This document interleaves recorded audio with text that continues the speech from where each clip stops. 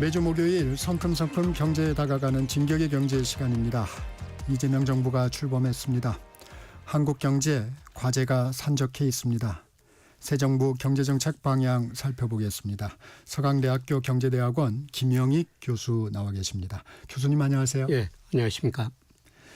먼저 지금의 우리나라 경제 상황부터 좀 살펴보겠습니다. 어떻습니까, 교수님? 예, 상당히 어렵습니다. 예, 저희 오늘 아침 방금 전에도 한국은행에서 1분기 GDP 잠정치를 발표했는데요. 네. 예, 전분기 대비 마이너스 0.2% 성장이 나왔어요. 네. 예, 그리고 올해 경제 성장률을 한국은행이 0.8%, 그다음에 KDI 한국개발연구원도 0.8%로 전망하고 있거든요.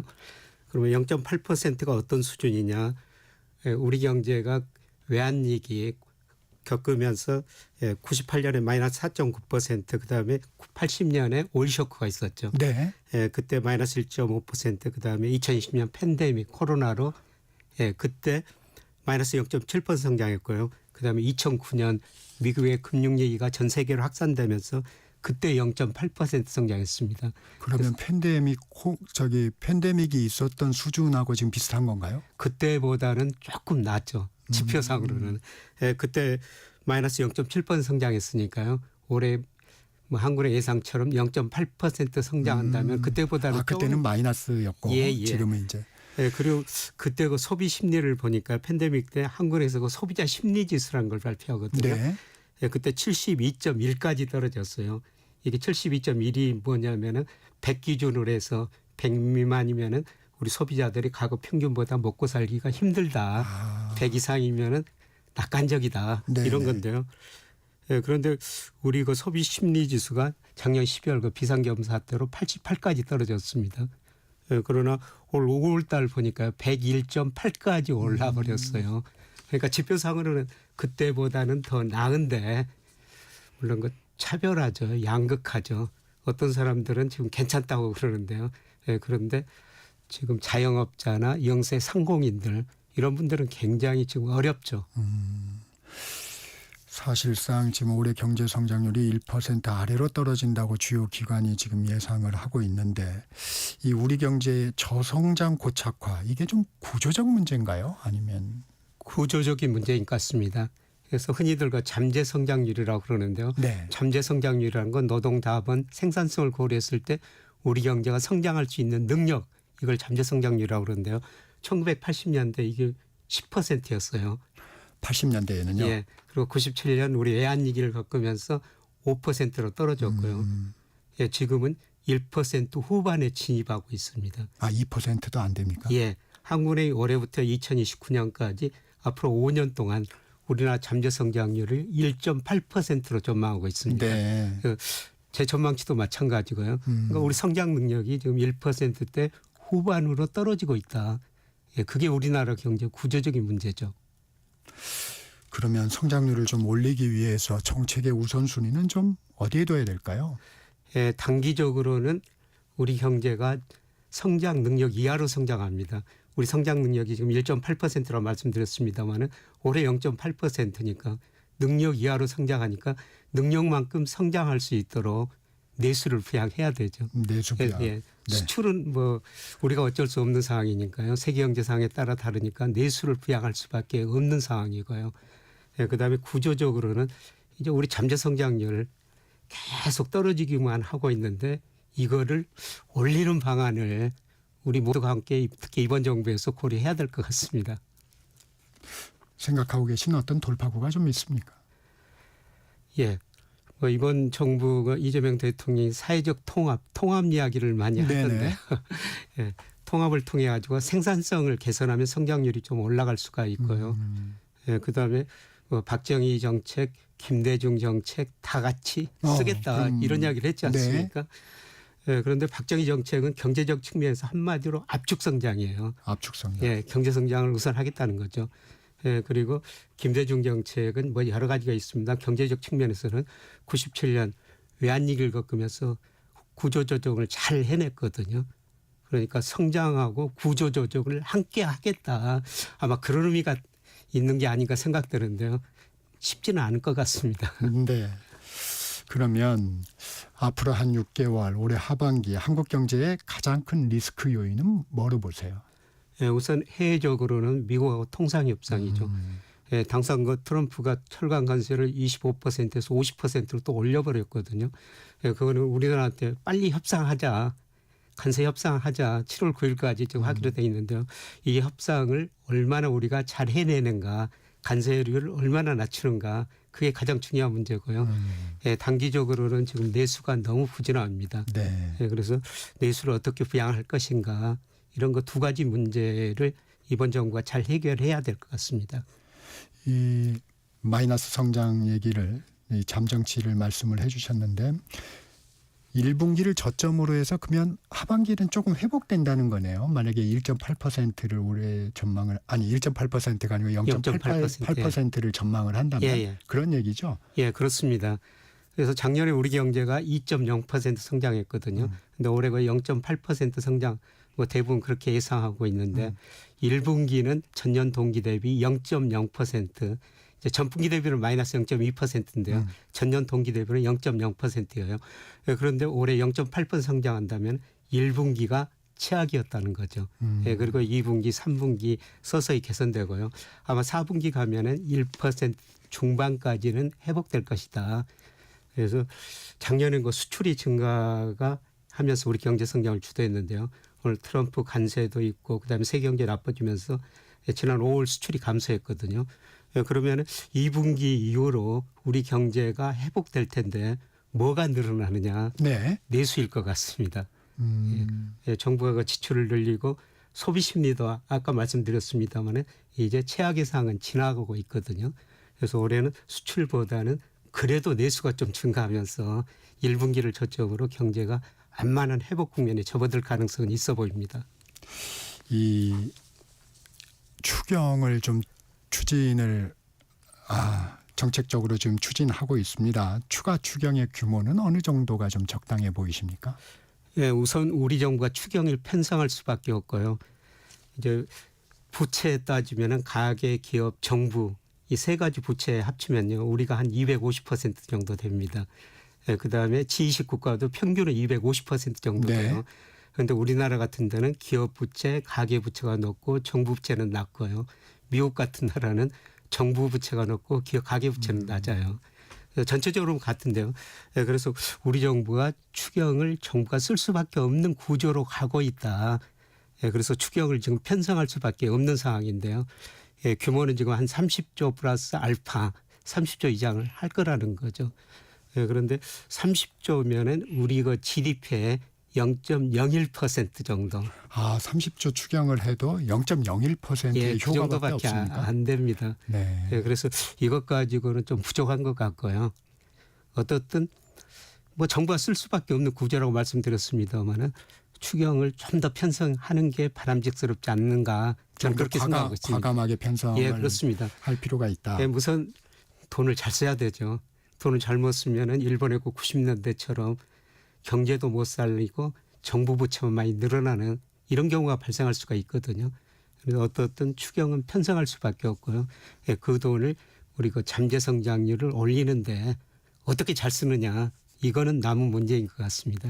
그 부분이 중요하다고 그래요. 그러니까 이 돈을 어디에 쓸 것인가. 예. 이게 이제 생산 유발을 한다라든가 이런 부분에 쓰여져야 되는데 이 단순 복지에 쓰여지면 좀 한계가 있다. 또 이런 얘기도 있더라고요. 예, 그렇습니다.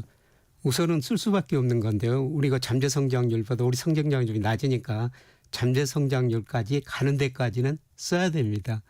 예, 그다음에 이제 잠재 성장을 제고하기 위해서 생산성을 높이는 데다 네. 예, 정부가 좀 돈을 써야 되겠죠.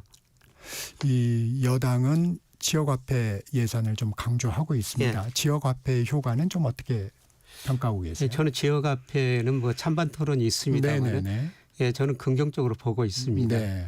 예, 사실 뭐 지역별로 경제가 참 다르거든요. 특히 그 지방 경제 어렵죠. 예, 그래서 지역화폐를 쓰면은 단기적으로 경제 활성화하는 데는 좀 기여할 거로 보고 있습니다. 이 선거 과정에서 공약도 좀 살펴보셨을 텐데 이 이재명 대통령의 경제 공약 좀 눈에 띄는 점이 있으셨나요? 예. 실용주의 경제라고 네. 그랬죠. 네. 예. 이게 좀 의미 있는 단어인 것 같고요. 그다음에 공정성장을 지금 이야기하고 있거든요. 네. 예, 그러니까 기회도 균등하고 결과도 균등해야 된다. 음.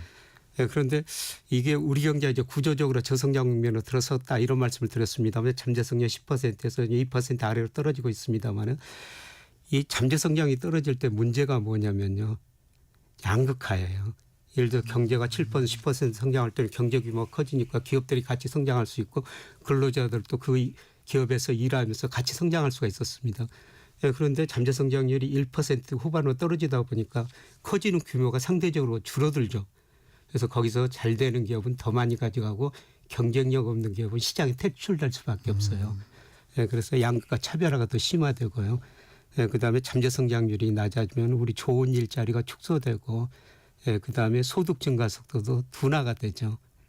예, 그래서 뭐 공정 성장 이걸 내세운 것 같습니다만은 예, 기회도 균등하고 소득 분배도 좀 균등하게 하자. 이거는 좀 의미가 있는 것 같습니다. 이재명 대통령 취임 첫날에 비상경제점검 TF 회의를 주재를 했습니다. 이러한 모습들이 이 시장에는 긍정적인 이미지를 줄 수 있겠죠. 예, 그렇죠. 어제 뭐 1차 회의가 열려가지고요. 뭐 담당 실무자한테 대통령 전화번호까지 줬다. 네. 예, 언제든지 아이디어를 제공해달라. 직급에 상관없이 전화해라. 예, 그걸 뭐 바람직한 방향 같고요. 예, 그런데 이제 당장 아까 말씀드렸습니다. 미국하고 협상을 어떻게 할 것인가, 예, 부재난 내수를 어떤 식으로 부양하고 추경을 얼마나 편성하고 그걸 얼마나 잘 쓸 것인가 이런 문제가 남아 있고요. 뭐 어제 주식시장이 긍정적으로 반응을 했거든요. 네. 예, 시장은 일단은 긍정적으로 반응하는 것 같습니다. 경제 사령탑도 중요합니다. 어떤 인물이 이런 때는 좀 필요하다고 보세요? 예, 저는 시대의 흐름을 아는 그런 분들이 경제 사령탑이 됐으면 좋겠어요. 예, 제가 뭐 증권회사 다니면서 기업인들, 부자들도 만났는데요. 네. 예, 공통적으로 하는 이야기가 시대에 당하지 말자. 뭐 개인한테 당하면 일부 자산을 잃을 수가 있지만 시대에 당하면 모든 자산을 잃을 수가 있다는 거죠. 거꾸로 시대의 흐름을 알면은 뭐 개인부, 기업도 성장시킬 수 있다는 거죠. 예, 저는 정부도 마찬가지라고 보고 있어요. 정부, 경제 경영자가 시대의 흐름을 알아야 된다는 겁니다.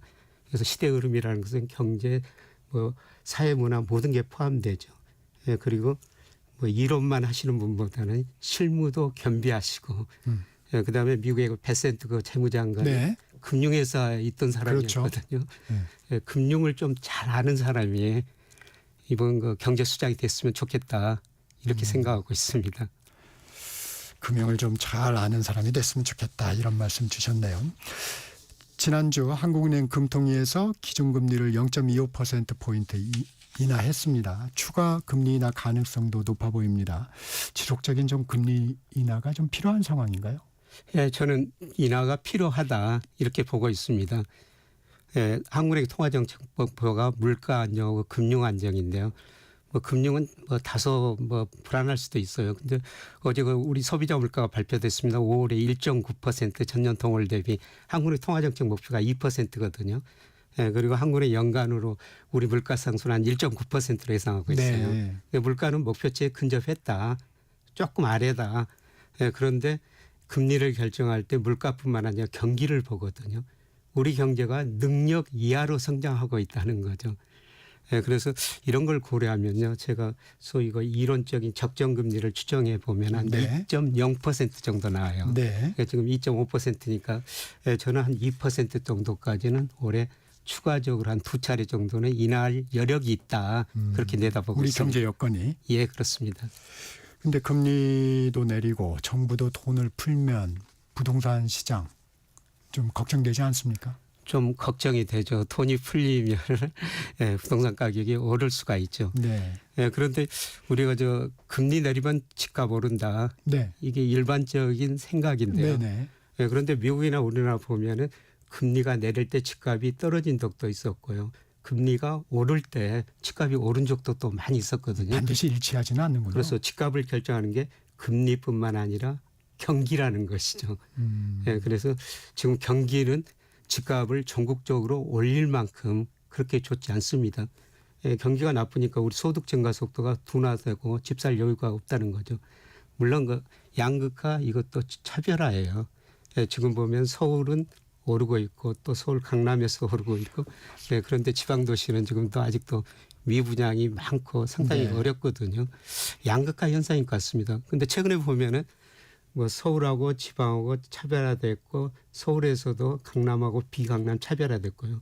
강남 내에서도 차별화가 되는 것 같아요. 그러니까 작년에 보니까요.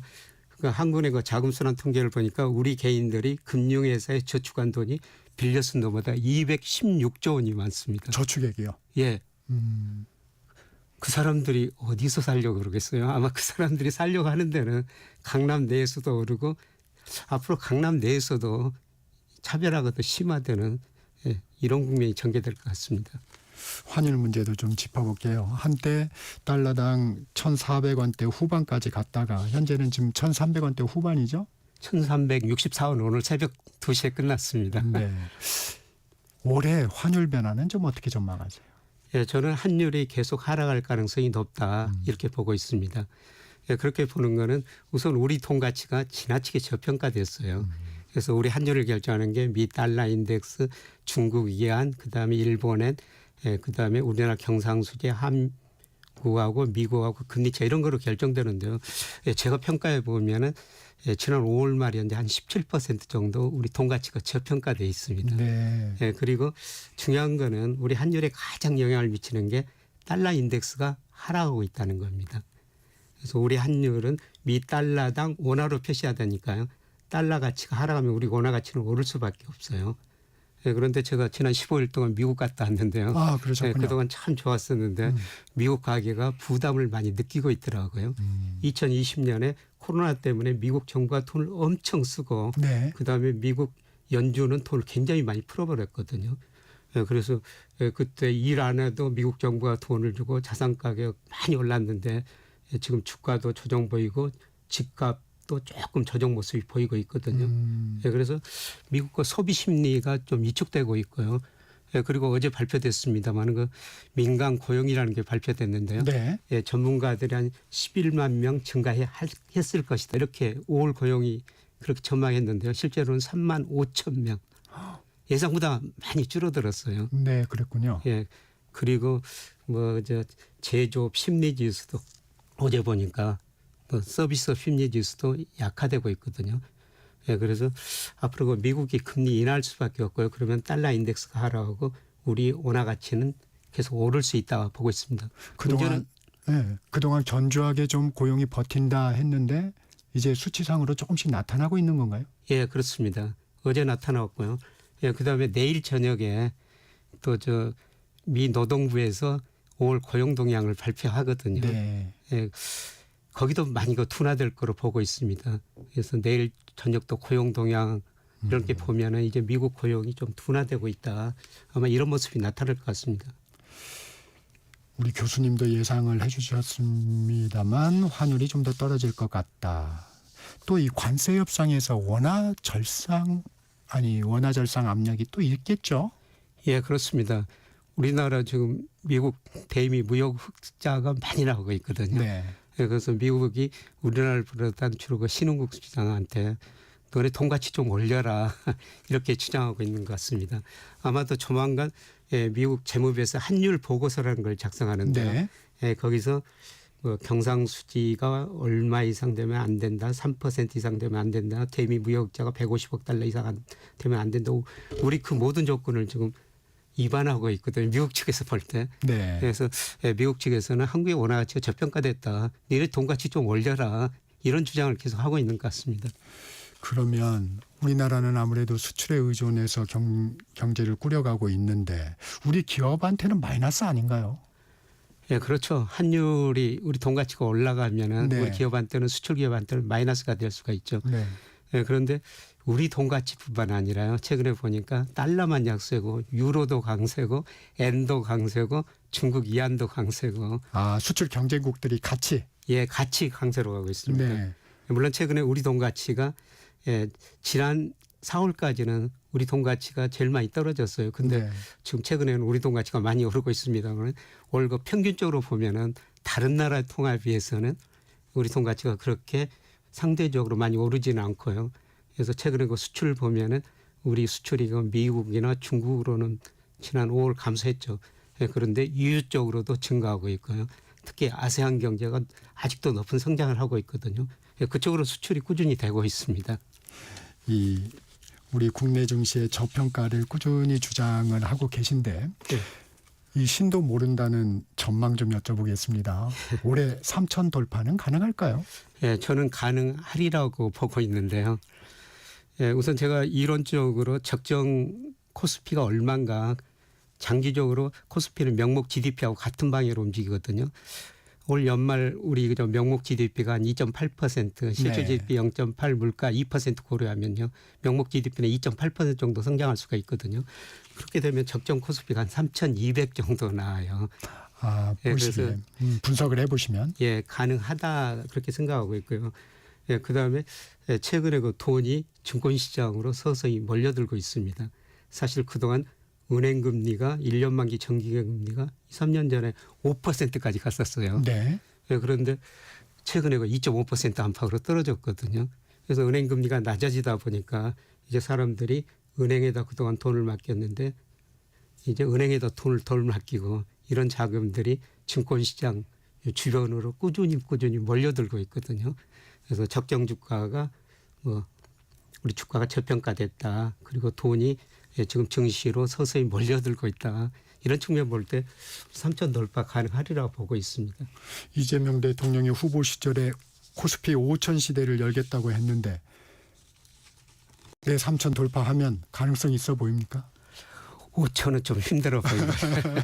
아, 올해는 아니고 아니, 이제 임기 내에. 2030년요. 2030년 5천 이야기를 했는데 예, 그런데 저는 우리 명목 잠재 성장률이 3.8% 정도로 보고 있습니다. 네. 그래서 내년부터 우리 명목 GDP가 3.8% 정도 성장한다면요. 예, 제가 이론적으로 적정 주가를 추정해 보니까 4천이 조금 넘어요. 그래서 5천은 저는 힘들고 4천은 좀 넘을 것이다. 예, 그렇게 전망하고 있습니다. 이 교수님은 지난번 저희 시간에 나오셔서도 미국이 경기 침체에 빠질 가능성을 좀 말씀을 하셨어요. 예. 그러면 미국 시장하고 연동이 되면 우리 주식 시장도 그렇게 올라가기가 좀 쉽지는 않아 보이는데 어떻습니까? 예. 미국 주가가 많이 빠지면 우리 주가도 못 오르죠. 네. 예, 방향은 같이 움직입니다. 예, 그러나 올해 들어서 보면요. 우리 코스피가 어제까지 15% 올랐는데요. 네. 미국 대표적인 S&P 500은 한 1%가량 올랐거든요. 격차가 크군요. 격차가 굉장히 크죠. 네. 예, 그리고 세계 평균 주가 지수가 올해 한 5% 올랐어요. 우리 코스피 15% 올랐다는 거죠. 예, 그런데 우리 주가가 왜 미국 주가보다 더 오르느냐. 우선은 미국 주가는 가대평가돼 있고 우리 주가는 저평가 영역에 있고요. 그다음에 우리 주가하고 미국 주가하고 가장 관계가 높은 변수가 달러 인덱스라는 변수입니다. 예, 그런데 미국 경제 성장이 둔화되면서 지금 달러 인덱스가 계속 하락하고 있거든요. 110까지 갔다가 어제 보니까 99 밑으로 떨어졌어요. 네. 달러 인덱스가 하락할 때는 미국 주가보다는 우리 주가가 상대적으로 더 많이 올랐습니다. 예, 그래서 올해는 제가 미국 주식도 좋습니다만은 상대적으로 우리 주식 비중을 더 늘리시는 게 좋을 것 같습니다. 이런 말씀을 계속 드리고 있는데요. 현재까지는 그렇게 진행되고 저는 뭐 남은 하반기에도 그리고 내년도 그렇게 되리라고 보고 있습니다. 이 새 정부 이른바 코리아 디스카운트를 개선하기 위해서 어떤 정책들이 좀 필요할까요? 주식시장 활성화나 이런 부분을 위해서. 그러니까 우리 주가가 그동안 저평가된 게 기업 지배구조, 그다음에 북한 리스크, 주주 환원율이 낮다는 겁니다. 네. 그래서 이런 정거를 개선시키겠다 그렇게 이야기하고 있고요. 그다음에 뭐 증시 그 수급을 많이 개선시키겠다는 겁니다. 네. 특히 이런 거 제도적인 문제, 기업 주배 구조 같은 거 개선하고 증권시장 제도를 개선하면은 우리가 그 선진국 시장에 MSCI 선진국 시장에 편입할 수가 있거든요. 그렇게 되면은 아마 외국인들이 우리 주식을 사게 될 거예요. 사실 외국인들이 작년 8월에서 4월까지는 우리 주식을 굉장히 많이 팔았습니다. 네. 그런데 5월에 사기 시작했고요. 어제도 하루 만에 코스피 시장에서 1조 원 이상을 샀거든요. 그래서 외국인 그 수급이 개선되면은 우리 주가가 좀 오를 수 있다고 보고 있습니다. 우리 시장이 선진국 시장에 포함되지 못하는 이유는 뭐였어요? 그동안 기업 지배구조, 그다음에 외환시장 하루 종일 열어라 그거였거든요. 그런데 우리가 그동안 그 3시 반까지 열다가 지금 새벽 2시까지 열고 있거든요. 그거를 이제 하루 종일 열어라 그런 건데 그것도 뭐 새벽 2시까지 지금 열고 있으니까 많이 개선되고 있는 것 같습니다. 이 이재명 대통령이 공약한 상법 개정안 이런 부분도 긍정적인 효과를 줄까요? 예, 상법 개정안은 이사의 책임이 그동안 회사에 충실해라 그런데 이제 그 주주에도 충실해라 네. 그게 핵심이거든요. 네. 아마 통과 뭐 될 것 같습니다. 네. 그렇게 되면은 주시장은 긍정적으로 작용할 것 같습니다. 네. 오늘은 여기까지 듣겠습니다. 진격의 경제 지금까지 서강대 경제대학원 김영익 교수님과 말씀 나눴습니다. 교수님 감사합니다. 네, 고맙습니다. 정책시사 오늘 순서 여기서 마무리합니다. 진행의 정창준입니다.